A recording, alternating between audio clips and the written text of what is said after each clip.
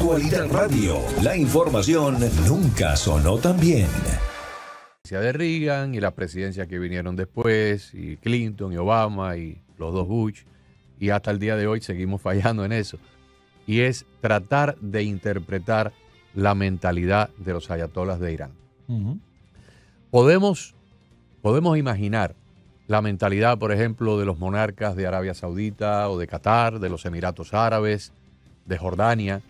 Son mucho más fáciles de interpretar, son mucho más fáciles de poder imaginar cómo reaccionarían ante este o aquel estímulo. Pero los ayatolas, eso es un mundo aparte. Hay que tener gente muy conocedora de ese mundo islámico retorcido, de esas interpretaciones coránicas totalmente aberradas, para poder asesorar a los gobernantes occidentales de cómo interpretar y cómo interactuar o cómo, de cierta manera, entender la mentalidad de esta gente. Yo no sé si el presidente Trump tiene en su entorno alguna persona capacitada que pueda explicarle cómo lidiar con semejante personaje, pero con este hombre no se pueden utilizar ni el mismo lenguaje ni las mismas tácticas que se podría utilizar con cualquier otro gobernante del mundo. Así es. Porque tiene una mentalidad completamente aberrada. Estos señores, según nos ha explicado el profesor Joseph Hash, y también otras personas a las cuales he escuchado en conferencias por la internet, esta gente consideran que para la llegada del Mesías de ellos, del Mesías musulmán, del enviado, tiene que haber un estado propicio de caos y de violencia y de un estado casi que apocalíptico en esa zona del mundo. Entonces, imagínate tú que tú ahora tengas esa interpretación o esa filosofía, pero que la llevamos a un plano mucho más mundano. Para que me aumenten $50,000 de sueldo, yo tengo que propiciar un caos en el trabajo. Entonces lo voy a incendiar, voy a destruirlo todo. Es la única caos aquí en la estación. Y es la única manera. Exacto. Estas personas ven el mundo a través de un prisma completamente aberrado. Pero muy particular, Agustín, porque a veces uno conversa con otros musulmanes que además tienen una interpretación correcta de lo que es la fe en Alá, y nada tiene que ver con el fundamentalismo ni con todas esas cosas. Ellos, como tú bien dices, tienen una forma muy particular, muy retorcida de ver la vida, Carlos, y incluso hasta de practicar su religión. Yo tuve un inquilino como por 8 años que él es de los Emiratos Árabes, de Abu Dhabi. Un hombre ya como de 40 y tantos años. Estaba becado por el gobierno de ese país para estudiar un doctorado en genética en la Universidad Internacional de la Florida. Y yo le alquilé un apartamento. El hombre más educado, refinado, decente, jamás en la vida me dio ningún tipo de problema. Jamás en la vida yo tuve que llamarle la atención de nada. Cuando él viajaba 1 o 2 veces al año a su país en las vacaciones de la universidad, desde allá nos traía a Rosa y a mí una caja de dátiles o unos chocolates de allá de su país. Un hombre de unos modales exquisitos, pero no era de esa gente que son musulmanes pero no practican. No, este practicaba, 4 o 5 veces al día. Él tenía una esterita y él se tiraba en el suelo y buscaba y orientaba la cabeza hacia allá, hacia el punto geográfico de la Meca, y él hacía sus genuflexiones y sus rezos y sus cosas. Una sola vez vino la mamá de visita a verlo. La señora venía cubierta con un velo, una túnica y un velo negro desde la cabeza hasta los tobillos. Nada más que se le veía la parte de los ojos y la nariz. O sea, de ese nivel de fundamentalismo. Pero él no era de la parte de los ayatolas, era de la parte de Arabia Saudita, de la otra rama de los musulmanes. Y por supuesto, yo que he escuchado un poco y he leído un poco, cuando yo vi a la señora no se me ocurrió ni por nada del mundo darle la mano, porque ellos no tocan las manos de un infiel. En este caso el infiel era yo. Exacto, pero yo le hice una genuflexión a ella, él hablaba inglés perfectamente, ella no, y entonces yo le dije a través de él para que le tradujera. Me siento muy contento de que haya venido a verlo. Aquí estamos a la orden para lo que le haga falta. La señora también hizo una reflexión. Muy correcto.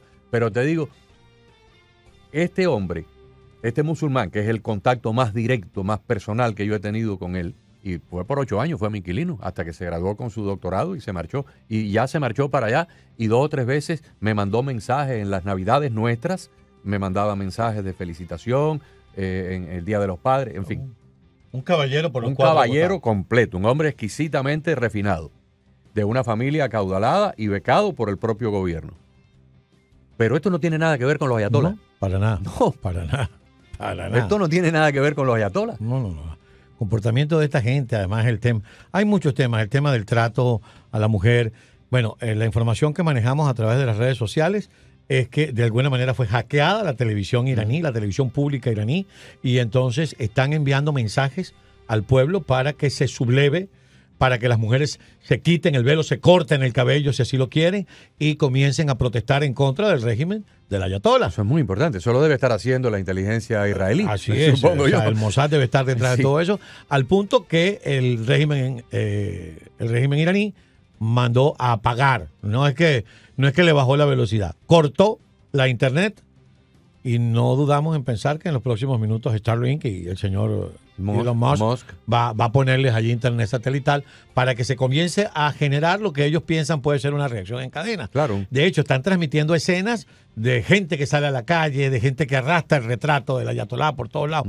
Es decir, hay una búsqueda de una sublevación popular que apoye de alguna manera lo que se está buscando. Si las encuestas que hemos leído en los últimos 5 o 7 años son genuinas, cerca del 70% de la población rechaza la dictadura y estaría contentísima de ver un cambio. Lo mismo que en Cuba, en Venezuela, en Nicaragua. Exactamente.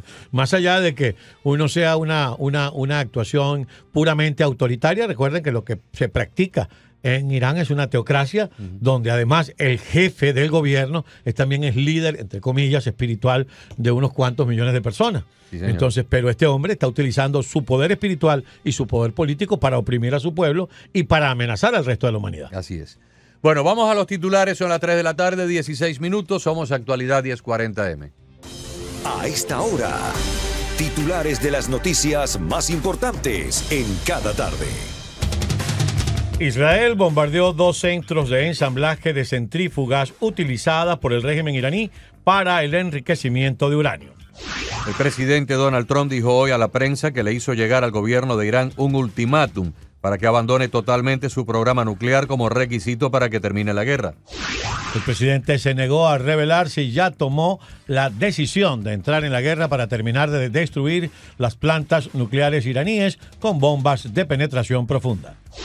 Mientras tanto, el ayatollah Ali Jamenei aseguró que su gobierno no tiene planes de rendirse y rechazó las amenazas del presidente Donald Trump.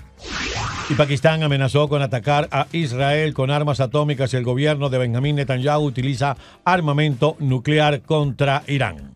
Sin embargo, al conocerse la noticia, la India también amenazó con utilizar su arsenal nuclear, pero en defensa de Israel. Y el diario británico The Telegraph y la cadena de noticias Breitbart News reportaron esta mañana que 3 aviones 747 chinos llegaron a Irán con sus localizadores apagados y después de registrar un plan de vuelo hacia Luxemburgo. Ayer, como informáramos oportunamente a esta misma hora, el diario Times of India fue el primer medio internacional de prensa que reportó la llegada de los aviones chinos a Irán, sospechosos de transportar armas y municiones como parte de un acuerdo bilateral de cooperación militar. Bombarderos estadounidenses y aviones cisternas para el abastecimiento de combustible llegaron a la base de Rota en España y a la de Aviano en Italia. En otras informaciones, el secretario de Comercio Howard Lutnick informó que 70,000 personas se han acogido al programa de visas de inversionistas para quienes inviertan $5 millones en los Estados Unidos. Y el Banco de la Reserva Federal decidió dejar intactas las tasas de interés, como habían anticipado ayer los analistas del sector financiero. El Departamento de Defensa envió otros 2,000 soldados a la ciudad de Los Ángeles para proteger los edificios federales. Y el Tribunal Supremo prohibió los tratamientos hormonales, los bloqueadores de pubertad y la cirugía de cambio de género para menores de 18 años. Por último, la Comisión de Miami aprobó en primera lectura aplazar las elecciones municipales hasta el año que viene. Son las noticias más importantes de esta tarde.